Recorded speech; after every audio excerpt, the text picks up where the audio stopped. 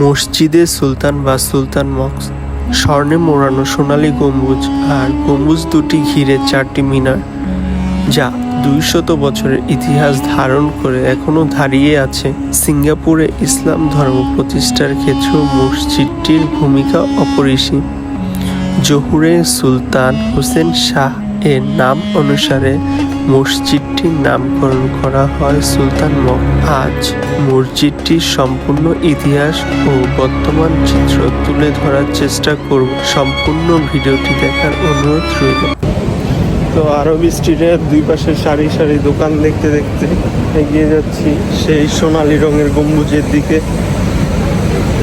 তো রাস্তার দুই পাশে এরকম ওয়াল পেন্টিংগুলো আপনারা এখানে পেয়ে যাবেন।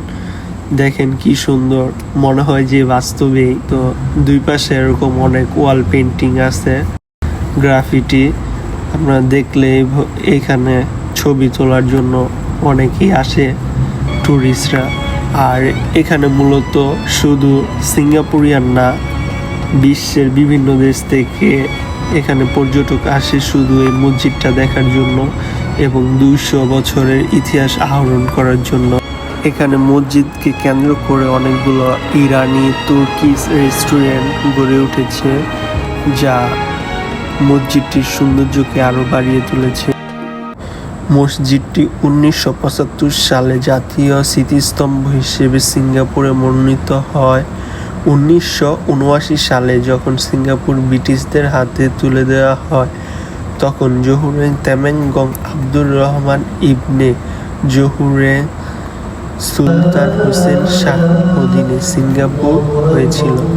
তৎকালীন সময় সবচাইতে সেরা স্থপতি ডেনিস সেন্ট্রির নকশায় করা মসজিদটি এখনও সিঙ্গাপুরে আসা পর্যটকদের আকর্ষণের কেন্দ্রবিন্দুতে। ভেতরকার চোখ ধাঁধানো নকশা সহ চমৎকার নির্মাণ শৈলী নজর কাড়ছে এখনও। একসাথে মসজিদটিতে নামাজ আদায় করতে পারেন 5000-এর বেশি মুসল্লি। নারীদের নামাজ পড়ার ব্যবস্থা রয়েছে মসজিদটিতে।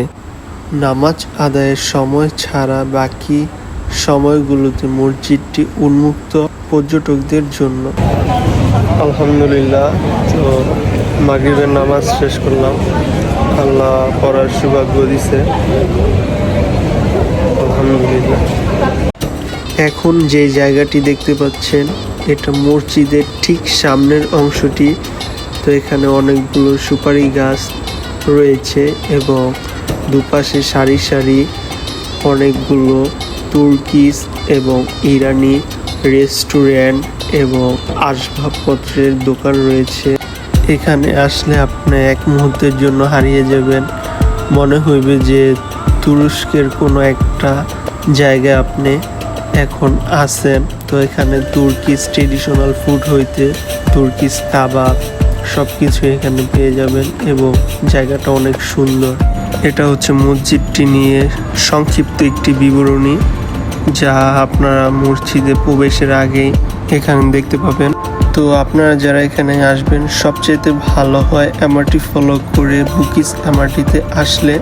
তো বুকিস এমআরটি থেকে 4 মিনিট ওয়াকিং ডিস্টেন্সে মসজিদটি অবস্থিত।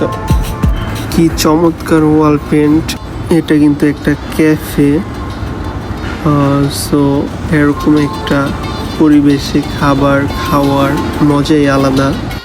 এটা একটা তুর্কিশ আসবাবপত্রের দোকান। এখানে জায়নামাজ হইতে শুরু করে কার্পেট এবং বিভিন্ন নান্দনিক ডিজাইন আসবাবপত্র পেয়ে যাবেন। তো ভিডিওটি ভালো লাগলে চ্যানেলটি সাবস্ক্রাইব করে ভিডিওটিতে একটি লাইক দিয়ে দিবেন। তো আজ এখান থেকে বিদায় নিচ্ছি, দেখা হচ্ছে নেক্সট কোনো ভিডিওতে। খোদা হাফেজ।